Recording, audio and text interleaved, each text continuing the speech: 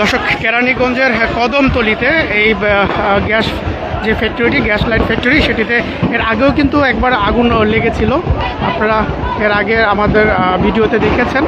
আর এখন দ্বিতীয়বার কিন্তু এই যে আবার আগুন লেগেছে আবাসিক এলাকায়। এই ধরনের আসলে কারখানাগুলো যদিও ঝুঁকিতে থাকে। আপনারা দেখতে পাচ্ছেন আগুনের লেলিয়ান শিকারটা যদি আমি কাছ থেকে দেখানোর চেষ্টা করি। কেরানীগঞ্জ ফায়ার সার্ভিসের ইউনিট ইতিমধ্যে আগুন নিয়ন্ত্রণে কাজ করছে।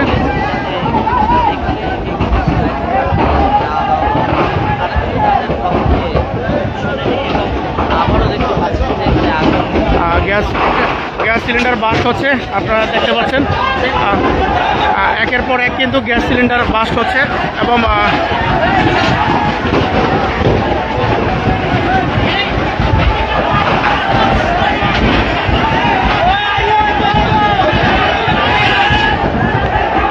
দর্শক দেখতে পাচ্ছেন আগুন কিন্তু অলরেডি গ্যাস সিলিন্ডারে পৌঁছে গিয়েছে এবং একের পর এক গ্যাস সিলিন্ডার বাস্ট হচ্ছে।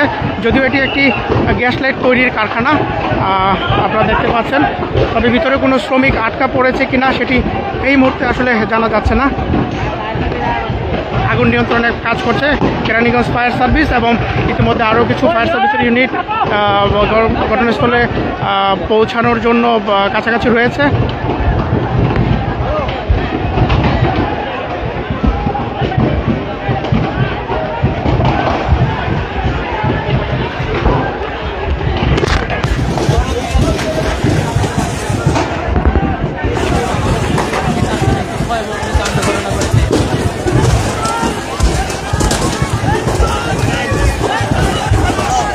দর্শক, কেরানীগঞ্জের কদমতলিতে কারখানায় ভয়াবহ অগ্নিকাণ্ডের দৃশ্য আপনারা দেখতে পাচ্ছেন এনভি নিউজ 24 পে লাইভের মাধ্যমে।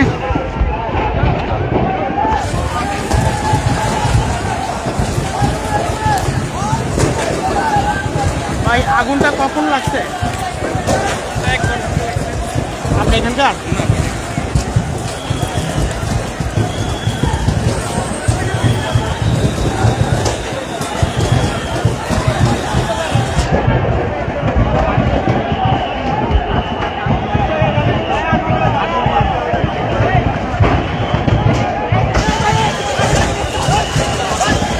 ওদিকে গ্যাস সিলিন্ডার আছে, ওদিকে যান না।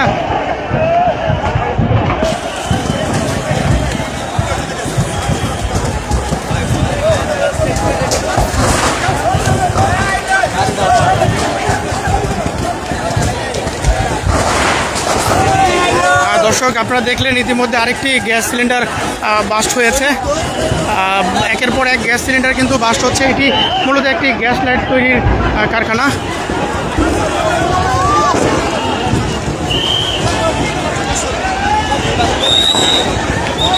আবু বকর, ইয়াটাতে আবু বকর।